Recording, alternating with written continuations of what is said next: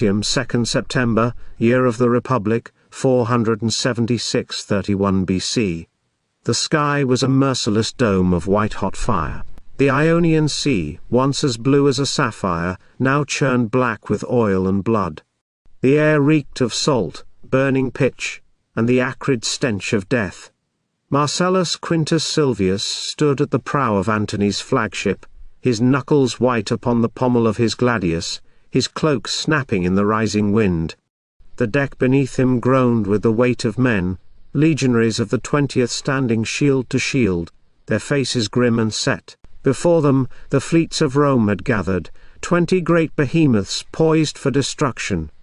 To the west, Octavian's fleet, sleek and disciplined, prowled like a pack of hunting wolves.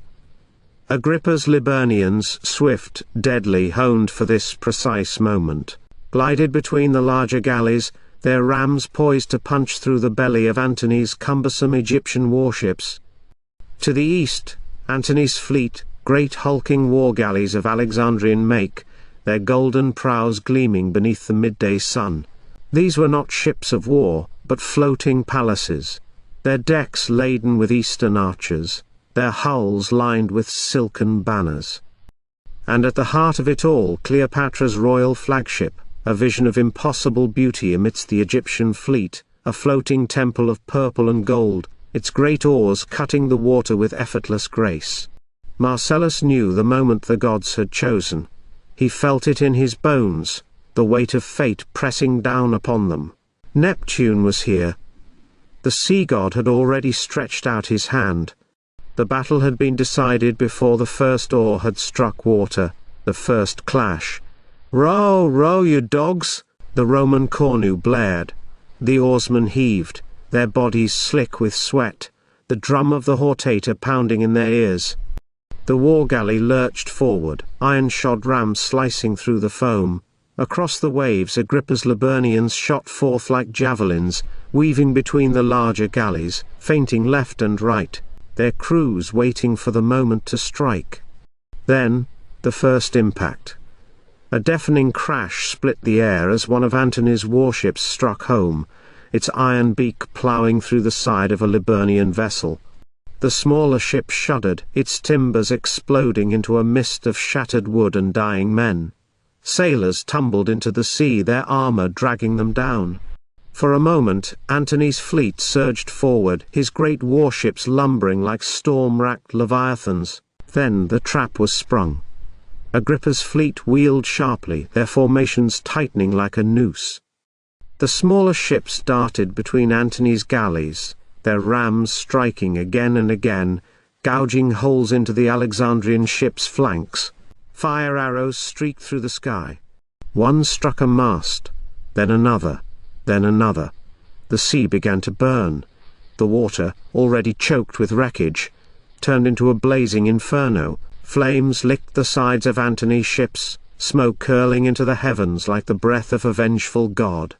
Men screamed as they burned, their bodies wreathed in fire as they leapt into the sea, only to be dragged down by the weight of their armor. Marcellus watched it all with a sinking heart. This was no battle, this was butchery, the betrayal. And then, it happened. Marcellus's breath caught in his throat. He stared, unable to believe his eyes. The Queen's ship, the jewel of Antony's fleet, was pulling away, not forward into the fight but away from it. "No," he whispered. Then another ship turned, then another, then 10 more. The entire Egyptian fleet was fleeing. By all the gods! Marcellus turned sharply, searching the deck for his commander.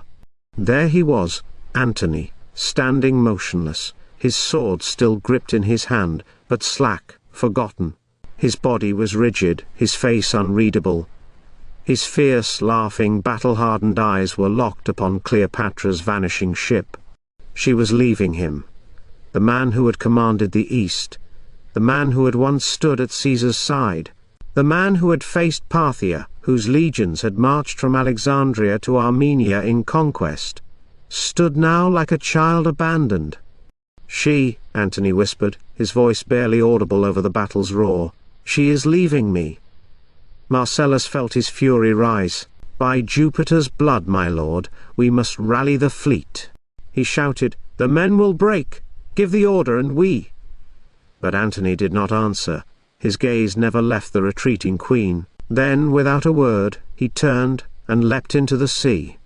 Marcellus watched in horror as Antony, fully armored, struck the water. He flailed for a moment, then forced his arms forward, swimming toward Cleopatra's flagship. The queen's oarsman hesitated, then seeing him, reached down and dragged him aboard. And then, they were gone. Marcellus stood frozen as the truth crashed over him. Their general had fled. The last stand, a shout from above. Around him, his valiant brothers began to fall, cut down by the overwhelming odds. Caveat hostis erunt. The centurions roared, their voices hoarse with fury. A Parthian trireme loomed to port, its iron ram ploughing into the flagship's side. The impact sent men sprawling. The deck tilted. Water rushed in below. Then came the boarding parties.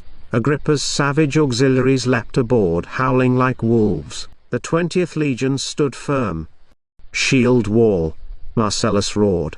The legionaries locked their shields together, forming a solid line of bronze and iron. They fought as Romans had always fought, disciplined, unyielding, their gladi rising and falling like the scythes of the fates. But the enemy was relentless. They swarmed like locusts, hacking, slashing, driving forward with sheer numbers. Around him, his valiant brothers began to fall, one by one. As though in a dream he watched them die. Men who had survived Pharsalus, Philippi, that had stood by him at Alesia, and withstood the fury of Vercingetorix.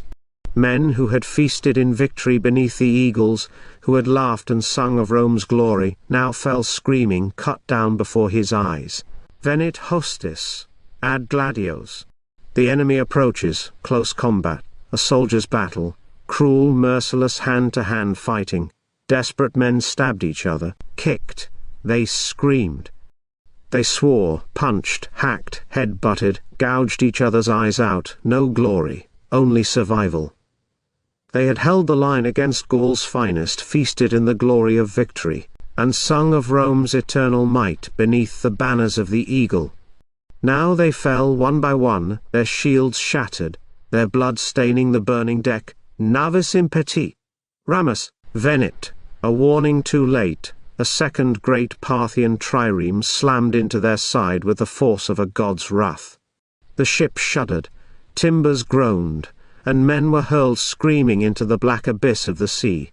Custodite vobis, tela adveniant. Save yourselves, yelled the centurion commanders as the arrows rained down. Swords flashed in the firelight, and Marcellus, his heart pounding, raised his shield once more. Marcellus fought like a god. His gladius found flesh, again and again, the blades slick with enemy blood.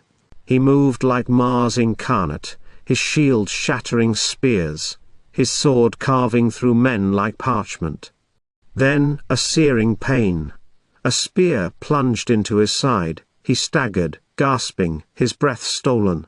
Another impact. A blade between his ribs. The world tilted. Smoke choked the air. Flames licked the mast. The last thing he saw was the banner of the 20th, falling, disappearing into the flames. Then the sea. Neptune's grasp, cold, black, infinite.